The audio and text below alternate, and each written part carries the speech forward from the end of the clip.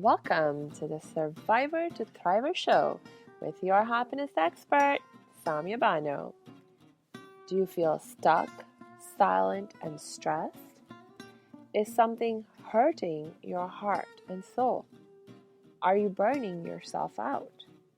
If so, you are in the right place because this is the podcast people from all over the world join in to learn exactly how to stop suffering and start living with inner peace and joy. Let's get started. Hey, last episode, we left things off at a very important point, right? Because we were talking about, we need to learn to love and accept ourselves unconditionally. We need to be loved and accepted unconditionally. It's just a basic, fundamental human need that we have. And if you're going to receive unconditional love and acceptance, we have to start with ourselves by giving ourselves that unconditional love and acceptance. Because if we cannot even bring ourselves to love and accept ourselves, we will find ourselves really struggling to accept that love and acceptance from anyone else, even if they are willing and able to give it.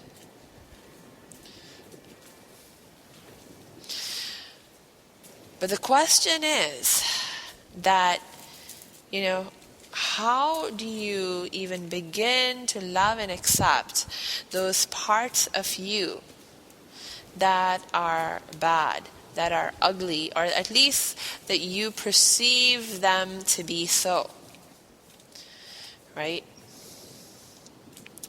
And I was sharing with you how when I first recognized that I needed to begin to love and accept myself unconditionally in order to meet my need for unconditional love and acceptance. It was at a point where I used to not have a very healthy relationship with myself. I, in fact, engaged in a lot of self-blame and judgment and had a lot of issues with shame and guilt. And for the most part, those feelings were all kind of centered around my being a survivor of child sexual abuse. And the very first strategy that I sort of used to help myself in that situation was that I began to redirect my anger, my hate, my sense of blaming and judgment. Instead of making myself the object of it, I began to redirect it all towards my abuser. See? And it actually, in my mind, made a lot of sense. That, hey, what happened to me was wrong. I was a victim. And therefore, there's no reason for why I should be blaming myself and feeling ashamed and guilty. He is the one. My abuser is the one who should be feeling ashamed, who should be feeling guilty, and who should be, the object of hate and anger.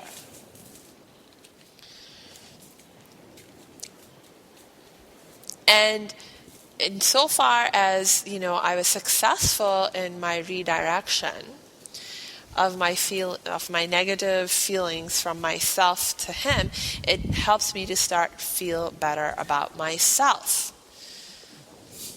But the problem, as I was telling you last episode, was that it doesn't matter who the object of our hate and anger and, all these kind of negative emotions is.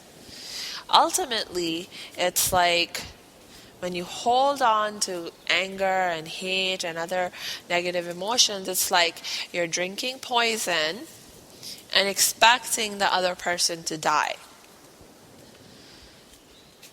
See?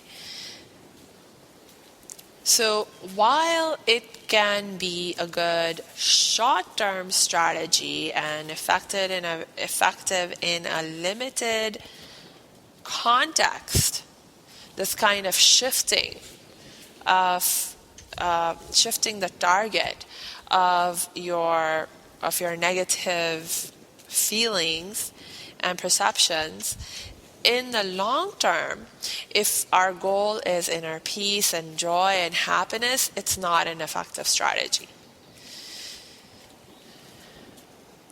See, because it doesn't matter who it is that we're feeling angry towards. Every moment that I spent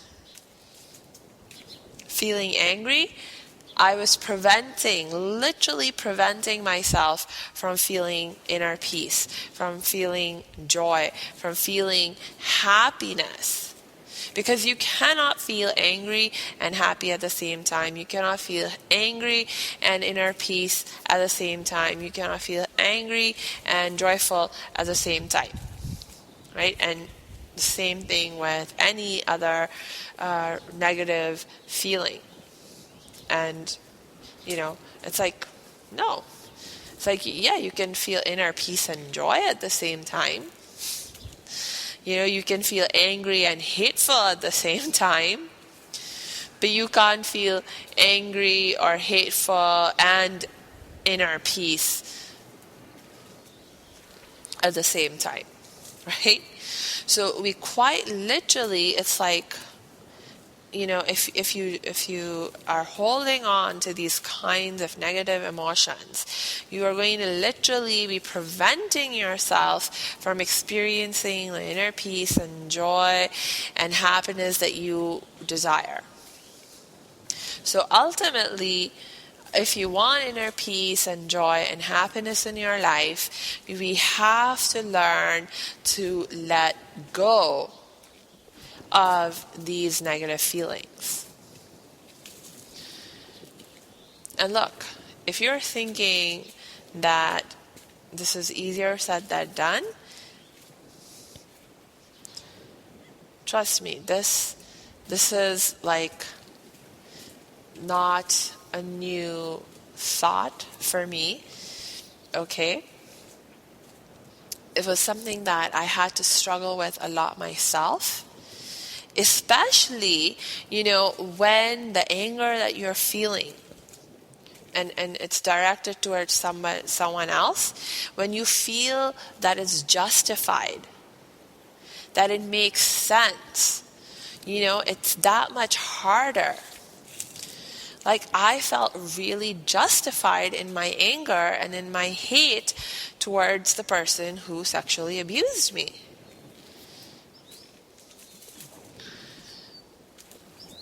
And so, yeah, of course, it's easier said than done. But whoever said to you that, it's easy for us to achieve a life of thriving, achieve a life of inner peace and joy, that it will not involve any struggle.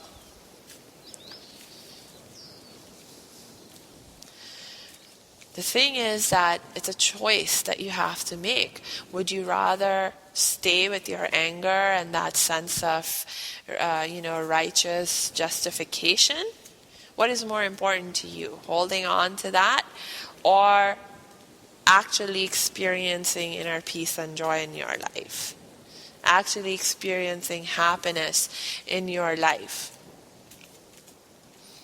Moving ahead in your life, creating positive change in your life. What is more important to you? Would you rather be right, or would you rather be happy?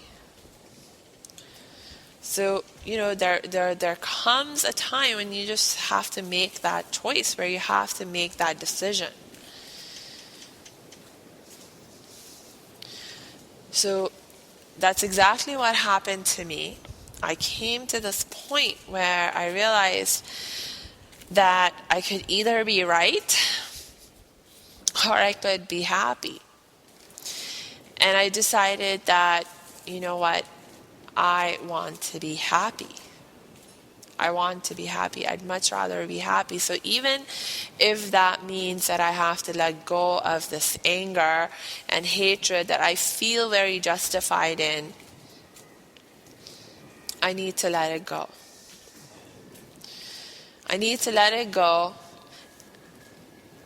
And what helped me to make that decision was the realization that my letting go of my hate and anger, that it would be something that I would do for myself, for my own sake, for the sake of my own inner peace and my own happiness, and it had nothing to do with my abuser. It had nothing to do with, him in the sense that, look, even the anger and the hatred that I was holding on to, like, it was something that that was causing me the suffering that it was causing me. But he barely even knew that I existed, right? He was like living in his own life, moving on with his own life. I wasn't even talking to the man, So he doesn't know what I'm feeling, what I'm experiencing, how much I'm hating him, and what my thoughts are in terms of, all the horrible things that I was wishing would happen to him. He was just moving on with his life. But I don't even know if he thought of me at all, if he cared about me at all, in any way, But here I was spending hours and hours of my life obsessed with him, and obsessed with him in ways that were compromising my inner peace and joy and my happiness. And so now if I decide to let go of my anger and my hate, that it would help me so much. It would help me achieve the inner peace and joy that I was so desiring and so desperate for. And it still had nothing to do with him. It would probably still make no impact on him. He would continue to live his life, And, because it's like, my God, it'd been like what? I don't know how many years since I had even spoken to this man, right? So I realized that, I'm making this decision for myself, to help myself, and it really doesn't have anything to do with him. And if I do this, I'm not saying that what he did to me was right, or just, or anything like that. This is just literally just about, I need to feel peace. I need to feel, just let go of this anger and this hate that's like eating me up from the inside. I just can't take that anymore, right? So I just need to let that go for me.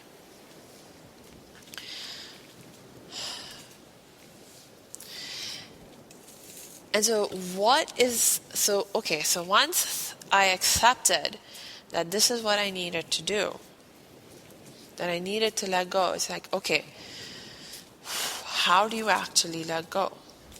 How do you actually let go? Well, there are two basic strategies or ideas that can help you to let go of the negative, and bring in the positive in your life in this kind of situation. And these two steps or strategies or ideas are by no means separate. They're very much interconnected and related to each other.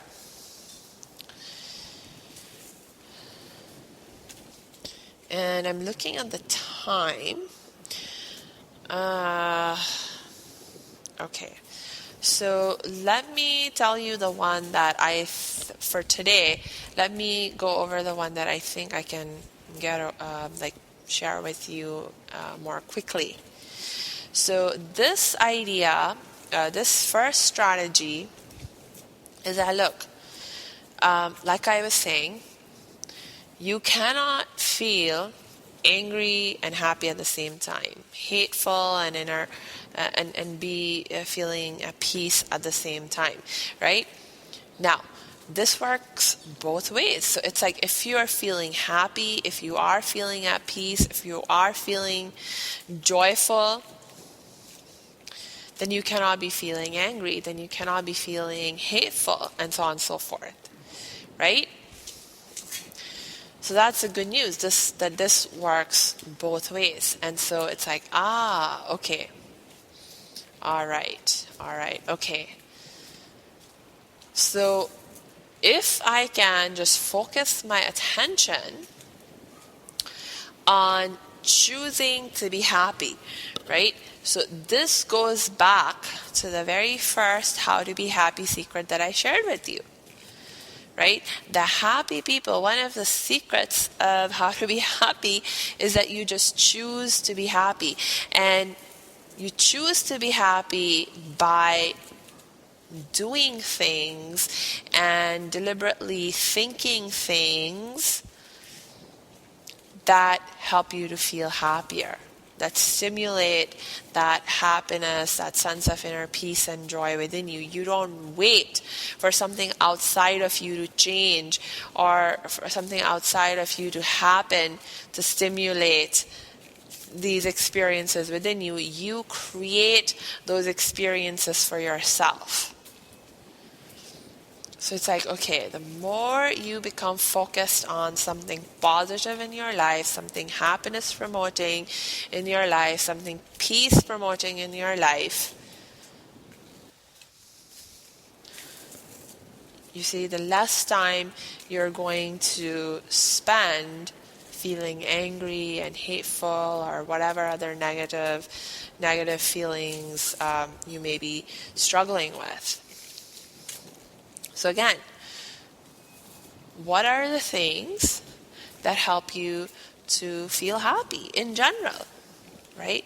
What are the things in general that you like to do that give you a sense of joy or peace in your life? So for example, in my case, one of the things that I love to do the most is spending time in nature.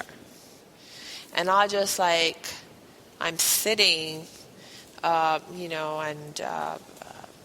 you can be sitting, but it's not like you're just, you can, for example, be in nature. You can be in the most beautiful place and be completely distracted with your hateful, angry thoughts, and it does you no good, right? So the key is that whatever it is that you're going to choose to do, like for example, being in nature, the challenge is to be present in the moment, to practice being present in the moment. So it's like, okay, if I'm going to go and be somewhere in nature, I really need to practice being there in the moment, right? And not be thinking about my past, not be worrying about my future. No, it's like be present in the moment. Appreciate the beauty that is present around me right there, right then, in that moment. Right? So that's a huge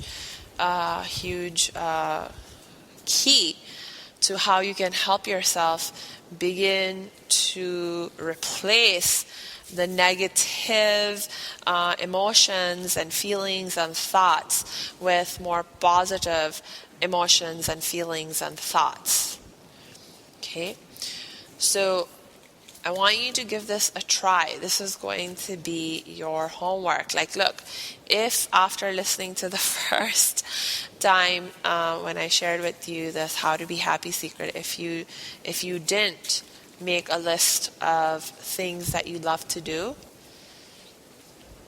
I want you to do that right now. Make a list of things that you love to do, things that normally tend to make you feel happy, tend to make you feel more cheerful, joyful, and then schedule them into your calendar and actually do them, right? And your challenge will be to stay present in the moment as you engage in these activities. So that's one thing. And then the second thing is that it's not just about doing things, right, that make you feel happier, but you also want to address your thoughts, right? So when you are feeling happy, when you're feeling at peace, what are the kinds of thoughts that you're thinking?